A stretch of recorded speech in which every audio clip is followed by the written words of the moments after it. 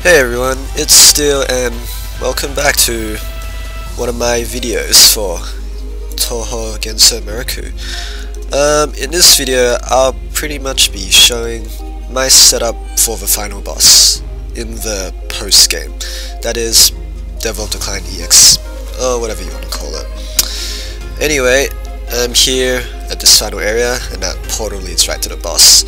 And this little staffing here lets you tell if the final boss is at full power or not. In this current mode, she's in her regular form, so she won't be too hard to defeat, hopefully.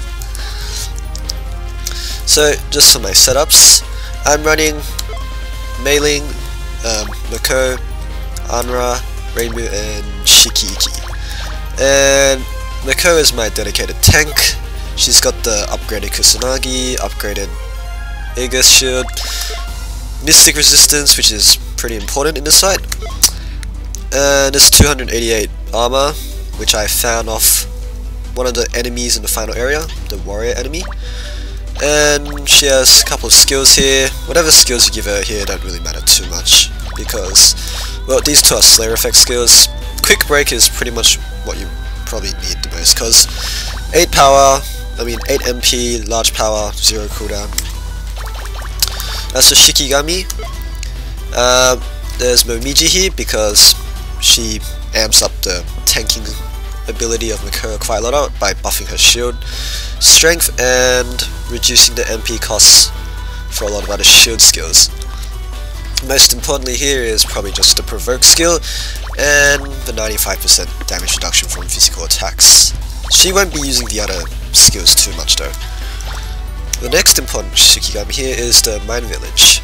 Most importantly is this skill here, which acts like Alice's cover spell in Genes of Sephiroth, which means all damage done to any of your other party members this turn is instead done to Mako, and with her superior tanking ability she can probably survive all the hits directed. Also this ability here, which ups both physical and magical defense. So very useful. And then here I have Alice. I won't be using Alice. Well, her other skills here are important. Most importantly is Little Legion here, which gives absolute invulnerability for 3 or 4 turns, can't quite remember. And this skill here, which reduces magic damage by 95%. And this can be used in tandem with Mei-Ling a little later. Also, as you can note here, it also reduces shield MP costs and increases Little Legion turn by 1. Here is Mei-Ling, who is using the improved Durandal. The improved, well, I call it the secondary Aegis shield, and the A muscle improvement, which gives a whopping 60 plus attack power. And this skill medal here, which reduces MP cost by 33%. It's a long fight, so some MP reduction will be necessary. Here is Yugi, who has very nice 3 steps, and also the same cover skill you have on the Mind Village. Now, with these two, I can prevent my party from being taken out by special attacks. And especially more so if I combine, say, the 95% damage reduction and the 95% magic reduction. Here I have the Rock Dragon, gives a very nice 40 attack and other stats. Most importantly here is the Dragon Fang. And G3, who provides 10% reduction to physical MP. Most important skill here would probably be the, I don't know, the Gundam bit attack, which fires 1 to 8 times. The other attacks aren't as important. Counter magic might be useful if you need to use it in a pinch, but I don't really rely too much on the other attacks here because, well, the buffing the final boss is quite hard. Here's Anra.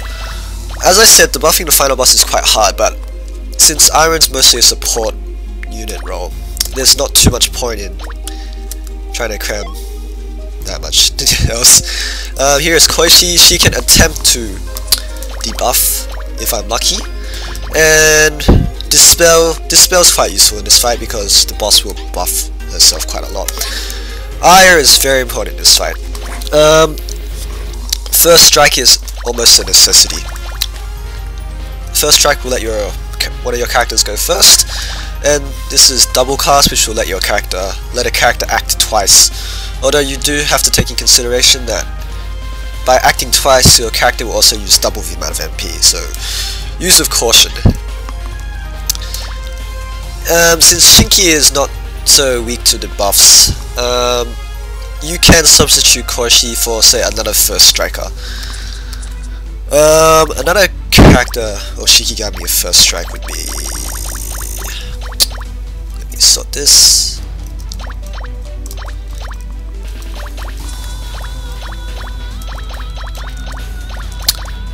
One of the tower bosses. Yeah, her. She has first strike, so if you can bring along 2 first strikes, that can give you quite a nice advantage. Also, support Lyrica gives 15 magic defense, also very nice. But most importantly, you want to run the resistant buff, because there will be status effects in play and they can be quite dangerous. In terms of gear, just condition, resist, and whatever best gear you can give them. Doesn't matter too much.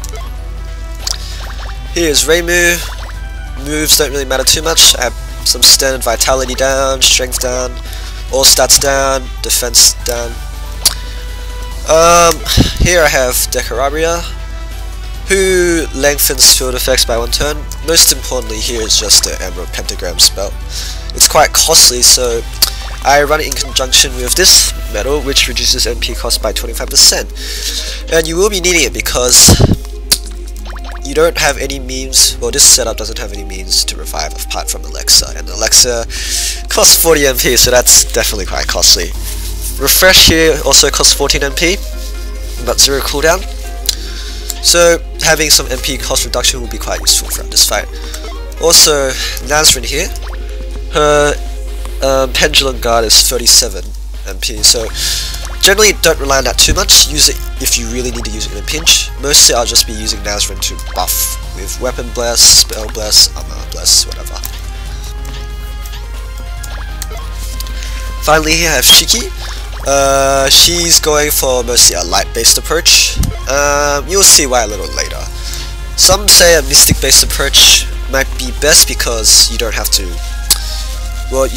deal with resistances, but I prefer light because there's more light multipliers than mystic multipliers, and during the phases she'll only be resistant to light for only a brief period of time. So here I have the Machine Dragon, mostly just to spam Holy or Evolution Breath. So she's just here to manipulate for light. In doing so, she can also activate the regen on some of the other characters, like herself and mainly with the Durandal upgrade. So, mostly for just Absolute Justice and Holly. And here I have Seraphim. She's also here mostly for the 25% light bonus and spamming Holly and Starlight Barrier. Starlight Barrier can really save your party if needed. Here I just have the 20% light metal and the light and dark staff.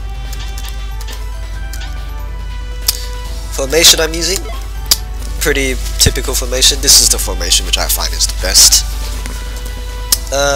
Gives Mako more defense, melee more physical attack, and lets your party in the back row move a little faster, and lets them get targeted less. So let's get going now.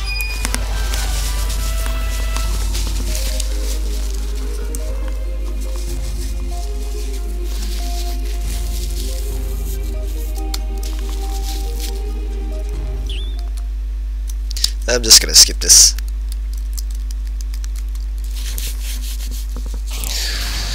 And lo and behold, the final boss is Shinki. So let's start off with a provoke. Won't be expending too much MP until I get some more buffs up. Resistance and Absolute Justice.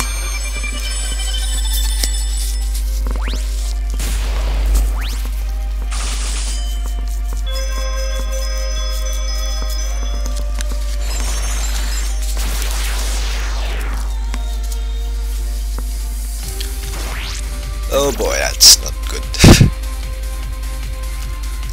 So what I want to do here is I want to give Mei Ling 95% magic resist for one turn and have her take the full brunt of this attack. And I'm going to take my time to buff up.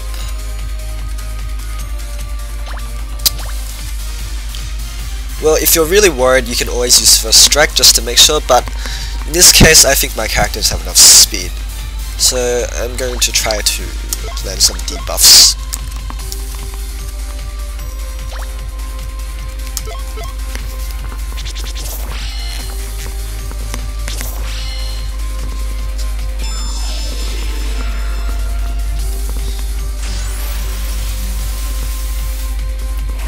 And that didn't do any damage at all, which is pretty good.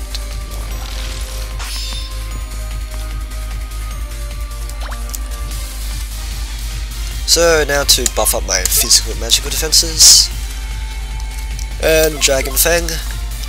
And maybe Rainmoon can buff up some strength some more.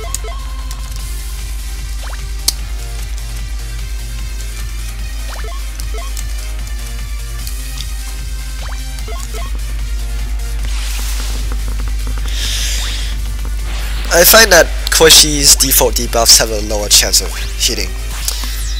So it's probably best to just use Subterranean Rose or one of the other Shikigamis which have the much higher base chance of landing the attack or defense debuffs. So that's all good now. You want to save Little Legion for a little later. It's not too necessary in this first part of the fight. As you can see here, Shinki now has Fire and Water Wings, which increases her resistance to them. Well, basically gives her null resistance, so she cannot now take any damage from Fire and Water. So let's try and debuff all her stats. And let's try and debuff her pot. So all on cooldown, so let's spam some. Yeah, let's spam some Holly.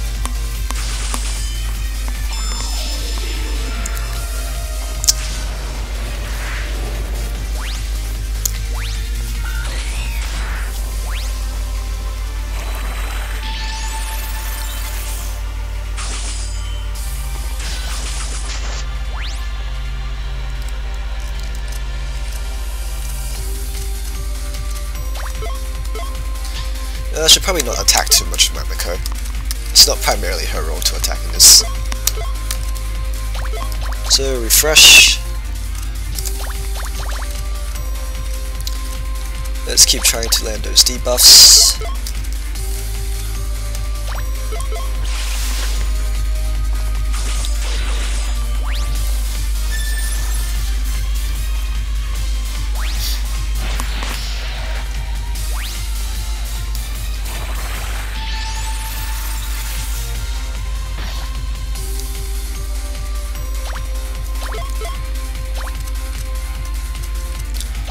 I want to use free steps because this is a very long fight, so best to save it for the knockout blows.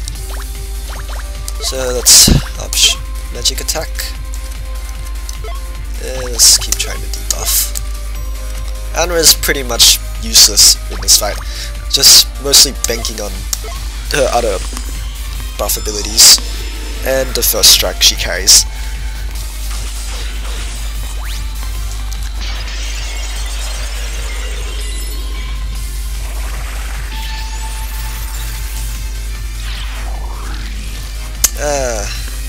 I find those buffs have a very low casting speed rate, so it takes a long time to get them off. One turn left until my status resistant falls.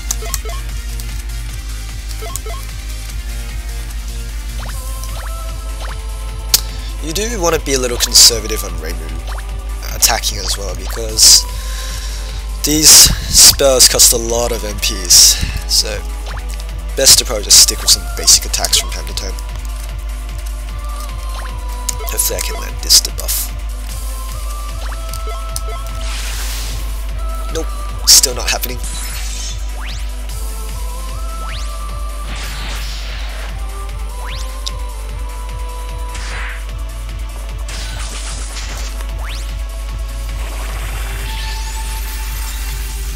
Ooh, that's a lot of damage now.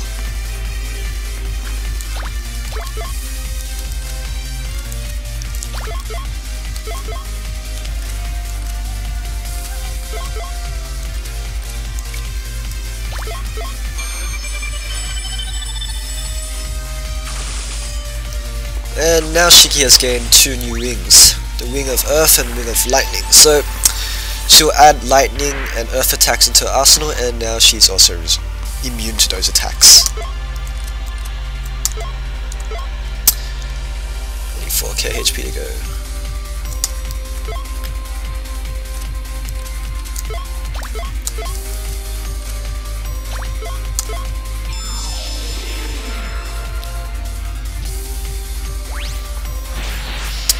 Also 1 turn of Emerald Pentagram left.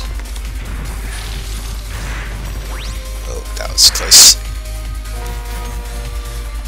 Oh, crap.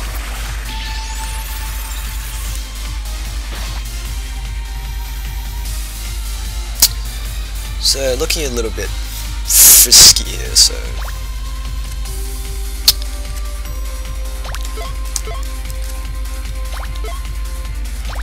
I'm not too concerned about Ana right now, but my main concern is melee. If she starts whacking the rest of the party, it won't be good at all.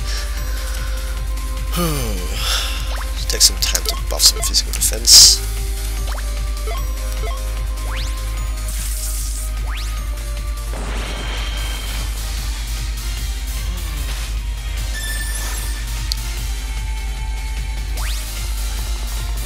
Oh crap.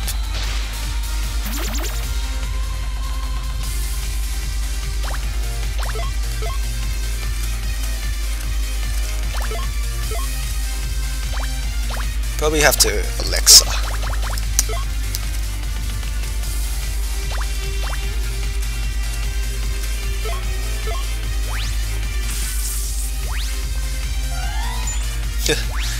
Move during this fight.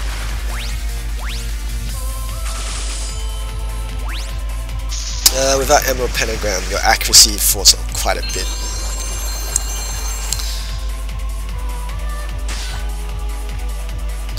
So I might just start getting Mako to protect herself a little more from this point.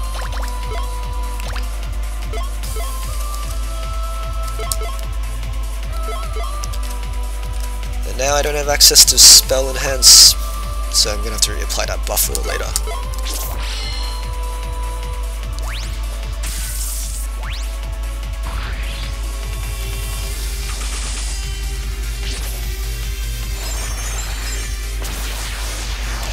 Sometimes I think Quick Break just probably does. It's the most cost-efficient physical-based attack.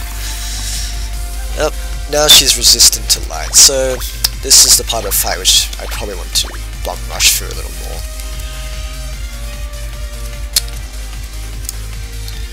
Thing is though, this 1 turn cooldown is quite dangerous to have.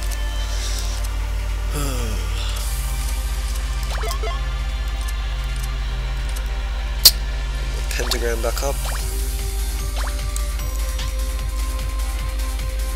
1 turn left.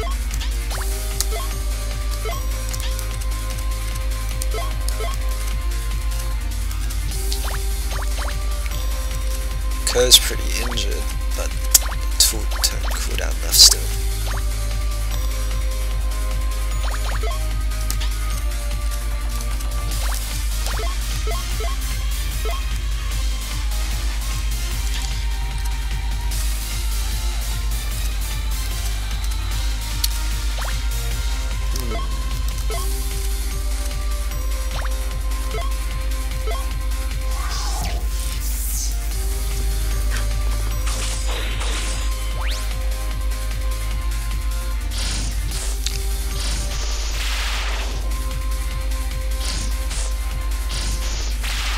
That's a shame. Oh right, she's immune to Holly based attacks now.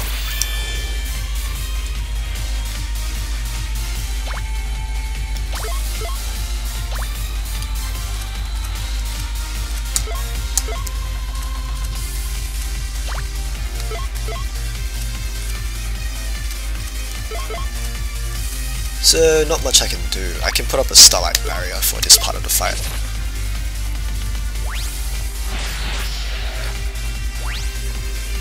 Doing a lot less damage without those buffs.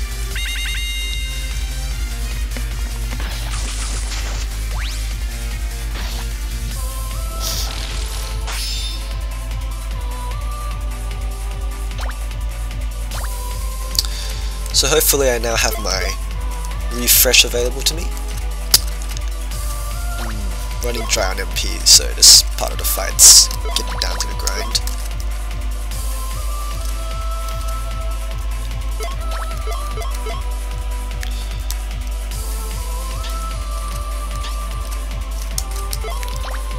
Well, that pop buff, debuff can probably still come in handy a little later.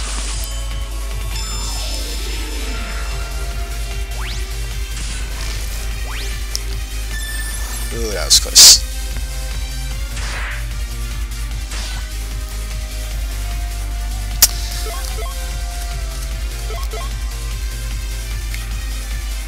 Ready to run 30 MP.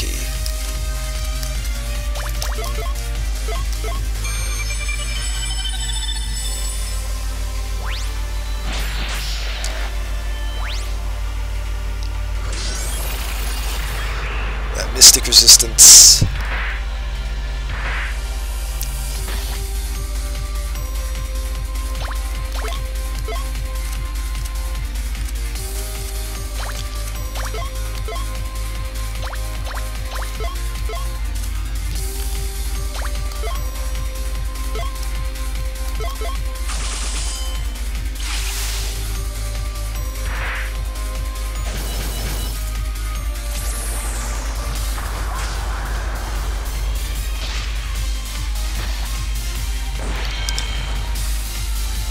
And this is where maybe this spell might have come a little in handy.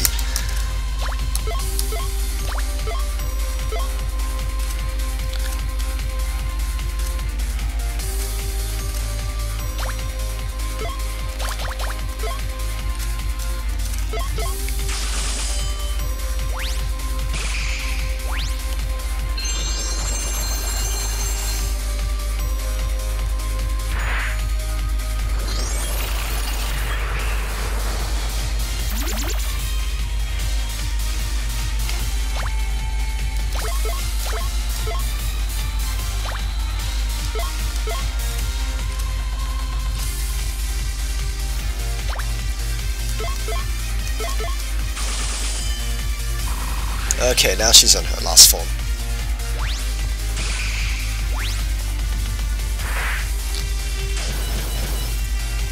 Oh, that's good vitality down. Ah. Okay, now I can start spamming light attack spells again. And this is where I really need to have Little Legion in play. And I also want to bum rush through this as fast as I can, if possible. One turn left.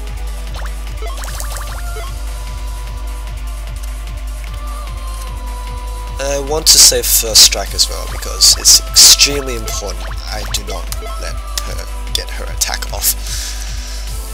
So Starlight Barrier is still very useful here.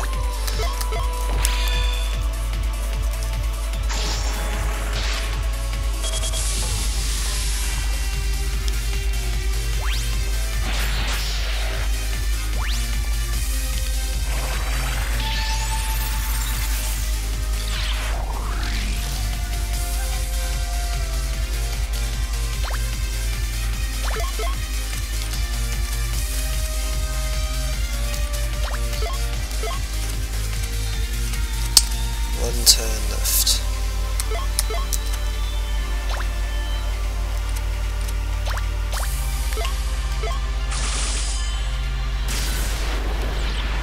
Ah, that debuff.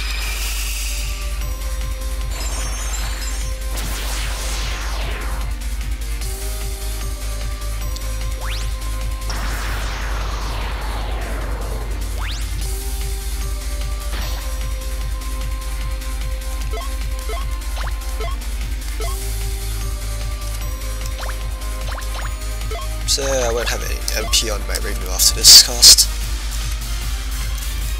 think I'll save that until after armor gets revived. Ooh, crit.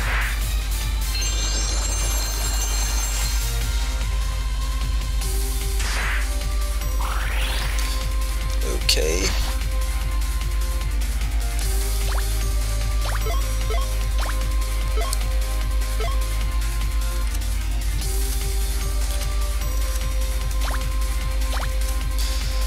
So I got enough for one more refresh after this.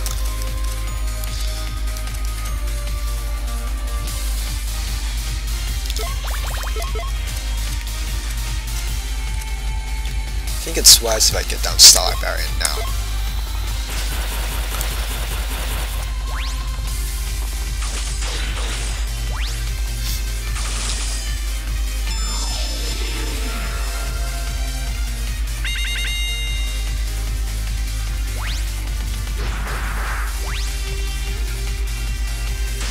Seems Rainbow is pretty decent at landing those debuffs. Okay, so 2-turn. Still have barrier up.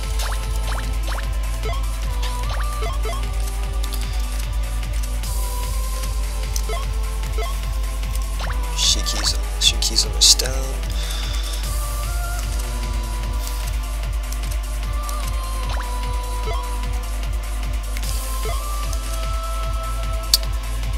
I think I might do more damage if I dispel her.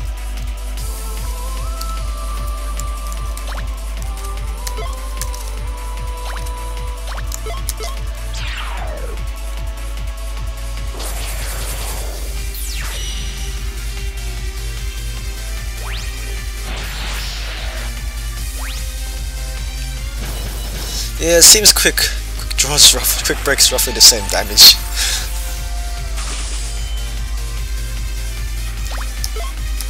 Okay, she's almost dead.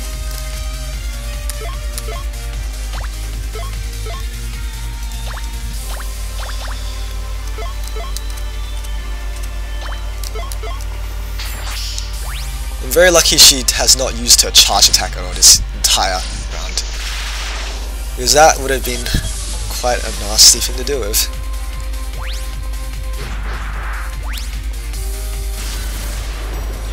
That debuff again. This is the debuff I was talking about. You can get that on E3. It has a very high rate of proccing, and that's Shinki done. That was a lot easier than I expected. Although with 40k HP and her defenses, it's roughly a battle of attrition. And here she is. She's defeated. Okay. Blah blah blah blah. And that's that.